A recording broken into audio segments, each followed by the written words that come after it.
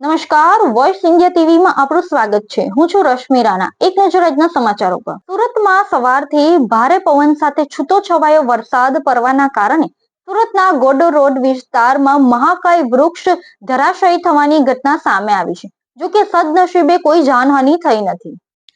સુરતમાં 2 દિવસના વિરામ બાદ ફરી એકવાર આજે સવારથી ભારે પવન સાથે છૂટોછવાયો વરસાદ પડી રહ્યો છે. ત્યારે સવારથી વરસાદની સાથે ભારે પવન ફૂંકાઈ રહ્યો છે, જેને લઈ સુરતના ગોંડલ રોડ ખાતે એક નિર્માણાધીન બાંધકામની સાઇટની બાજુમાં એક મહાકાય વૃક્ષ ધરાશાયી થયું હતું. લોકોની અવરજવર વચ્ચે વૃક્ષ અચાનક તૂટી પડતા લોકોના જીવ તાળવે ચોંટ્યા હતા. જો કે સદનસીબે મોટી જાનહાનિ ટળી હતી. મહત્વનું છે કે ભારે પવનના કારણે વૃક્ષો ધરાશાયી થવાની સમસ્યાઓ સર્જાઈ છે, પરંતુ આ મામલે પાલિકાનું ગાર્ડન વિભાગ ઘોર નિંદ્રામાં હોય તેવું જણાઈ રહ્યું છે, જેથી અવારનવાર વૃક્ષો તૂટી પડવાની ઘટના બનતા ગાર્ડન વિભાગની ટ્રીમિંગની કામગીરી સામે પણ અનેક સવાલો ઉભા થયા છે.